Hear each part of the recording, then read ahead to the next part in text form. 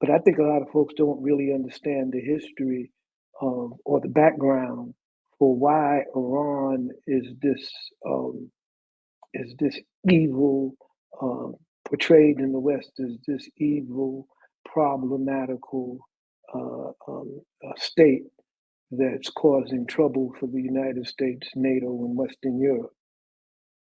I think that but we need to understand the origins of that so we could better understand why Iran's response in the last few days has changed the entire paradigm of, the geopolitics in the region in much the same way, in a different way than Hamas military action assault on October 7th on on on Israel frontier with Gaza. So if I might, is it okay if I try to relate a small history, a small overview of why Iran is in the present position that it's in? Is that cool? Of course, of course. I want to do that so we could better understand the ramifications of all of this for Black folks in the United States and in the diaspora. That's why we want to do that, especially for Muslims and the Muslim Ummah here there in the United States and in Africa. Um, well, first of all, let's begin with the Islamic Revolution, the overthrow of the American stooge Shah Pahlavi of Iran in 1979. And when this happened, the geopolitics, when the Iranian Revolution in, uh, in 1979 jumped off, the geopolitics of Western Asia drastically changed. And it presented the United States with an unprecedented challenge to its post-war military regional hegemony. From that moment on, Iran would become and did become the pariah of American and Western interests in what we call the Middle East and that I refer to as Western Asia. This hegemony was threatened, and in fact, it was shattered by the Iranian Revolution in 1979. And why was this? Um, I think it's very important for many of us to understand that before 1979, the bulwark, the major uh, keystone of American military and economic power in Western Asia or the Middle East, was the European settler state, Zionist state of Israel and Iran. They were the major beneficiaries of U.S. military aid, the major beneficiaries of U.S. military, I'm sorry, of foreign aid and investment. Iran at that time, I believe, was the third or fourth largest producer of oil in the region. And so the United States was heavily invested in maintaining Iran as um, as a client state under the authoritarian dictatorship of Shah Pahlavi, the Shah of Iran. And now the Arab regimes in the region, of course, are predominantly Sunni Muslim and were aligned with American hegemony. Egypt, Saudi Arabia, United Arab Emirates, and the collective Arab regimes of North Africa. They were all part of the U.S. Hegemonic formations of anti-communist fronts against Russian and Soviet influence in the oil-rich region of the Middle East.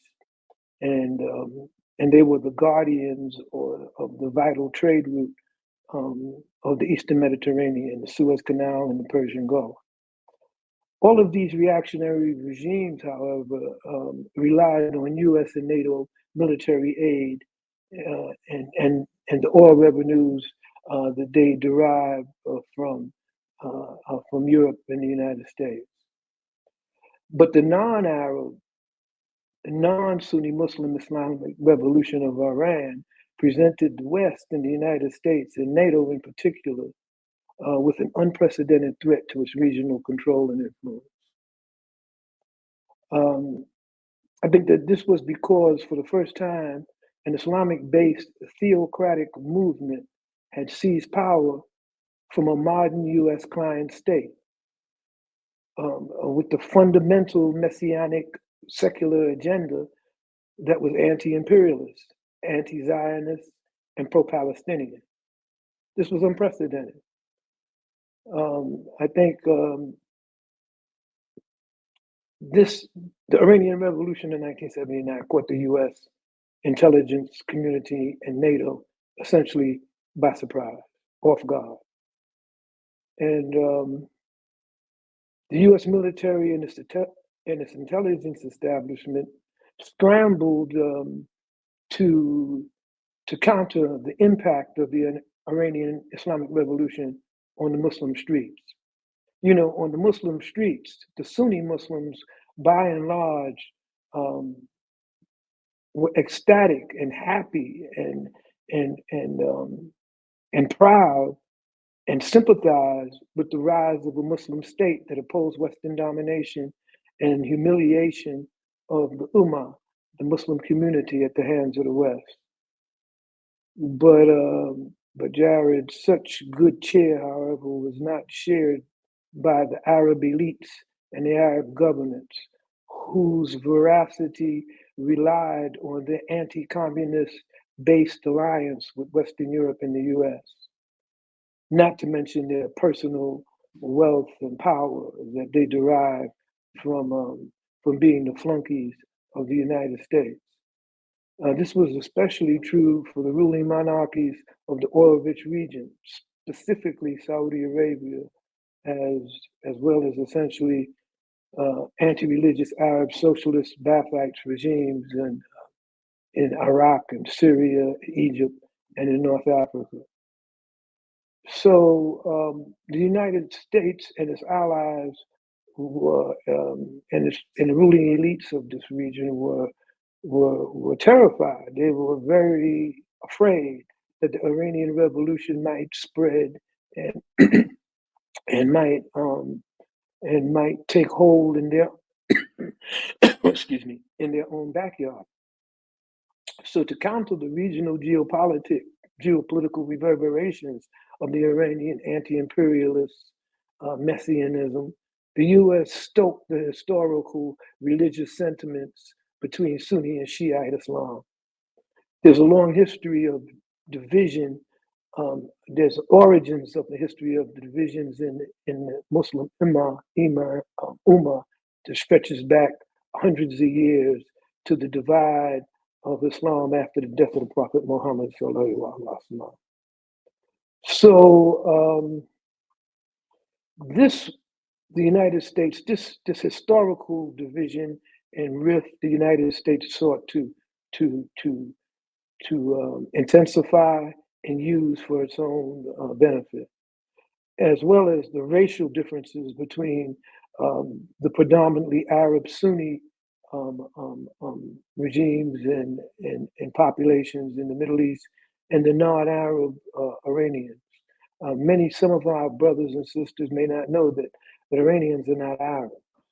They're historically Persians, and so it would get this attempt that the United States would try to use in order to divide Muslims and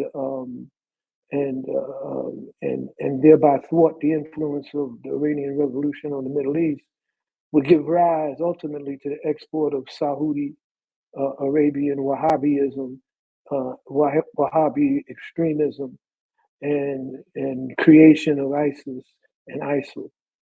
But that's another story. It's important to note that the rise of ISIL and ISIS and Al-Qaeda in the Maghreb, North Africa, Iraq's war with Iran, and the U.S. subsequent invasion of Iraq to to to to understand why Iran became such an important entity to be contained and, if possible, overthrown. Um, some of this had a lot to do with NATO's overthrow of Libya's Muammar Gaddafi um, in North Africa, and these these events are there in Somalia, in on the Horn of Africa, were all byproducts of U.S. geopolitical attempts to rein in or misdirect the rise of the Islamic motivated anti-imperialism that Iran represented. This was very important. And historically, we have to understand, even the non-Muslim Pan-African community has to understand why this is really crucial.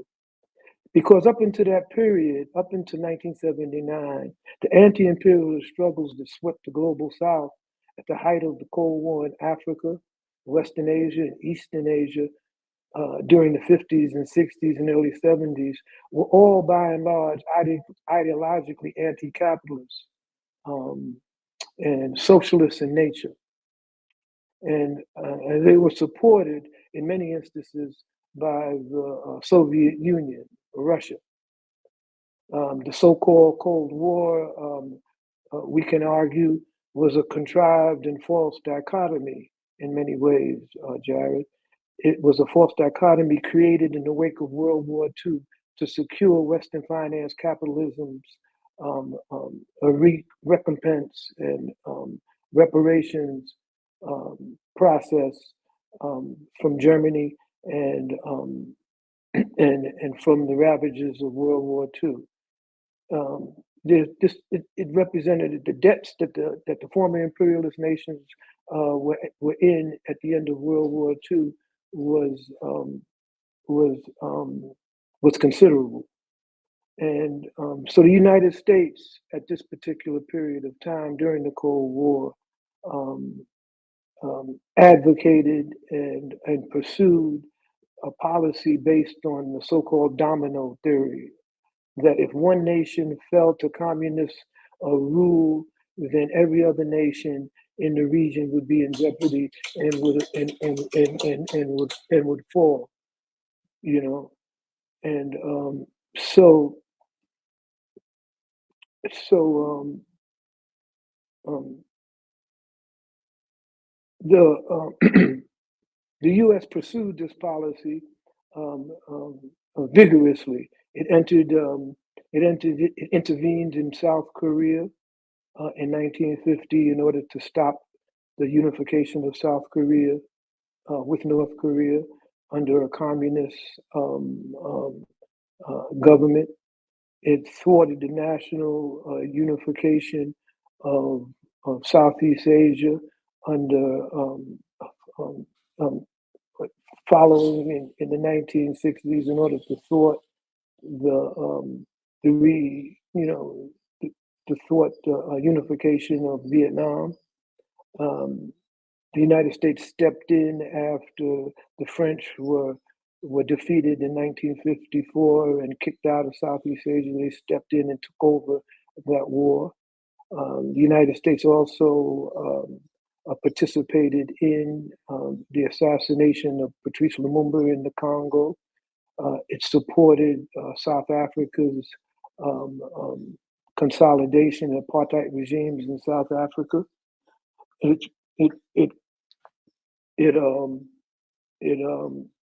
So these were very important events, and they all were basically social movements, anti struggles against imperialism by socialists or popular non secular movements. The liberation struggles in the Congo and Angola and Mozambique and Guinea-Bissau were not religiously based, and so the the 1979 Islamic Revolution, therefore, was dramatically changed this tendency, dramatically changed this paradigm of anti-capitalism and anti-imperialism. And so we can say, in summation, that the Iranian Revolution in 1979 represented a unique historical and geopolitical dilemma for imperialism, especially for the Christian for the Christian West, and for the white supremacist constructs, the white supremacist settler states that grew out of British colonialism, Canada, the United States, Australia, and and so forth. So the West's response, therefore, to the Iranian Revolution would serve as a signature rationale for defining secular anti-imperialism and anti-Islamic terrorism, the fight against so-called Muslim extremism. That is when we began to hear about Muslim extremists, about hatred for the West by Muslims, about Islamic terrorism. All of these propaganda strategies were put forth by the United States and the West and NATO in order to divide not only the Muslim Ummah, but separate the left the progressive lefts in most of the metropoles of the West and in the United States from the Islamic movements that were arising in the Middle East and in Asia. From the Islamic, the Muslim Brotherhood in Egypt and elsewhere. So it's very important to understand this history and its significance, and so to compensate for the overthrow of the Shah of Iran in Tehran, the CIA engineered had. Well, let me backtrack. The Shah of Iran came to power as the result of a CIA engineered coup of a democratically elected president in Iran, Mossadegh, in 1954. And so there was always this deep-seated resentment among the Iranian people towards the U.S. And so it was very difficult for the United States to control that deep-seated resentment without an authoritarian flunky and regime in place in Iran. And so we have to understand that what we're looking at right now, the Iranian response to the Zionist attack on its consulate in Syria, the crucial role that the Zionist regime in Tel Aviv played in America's attempt to maintain its racist and reactionary influence in Western Asia, is important. In fact, right now, it has brought us to the brink of war, to the brink of regional and perhaps global war. I mix what I like, what I like, what I like, what I like, what I like.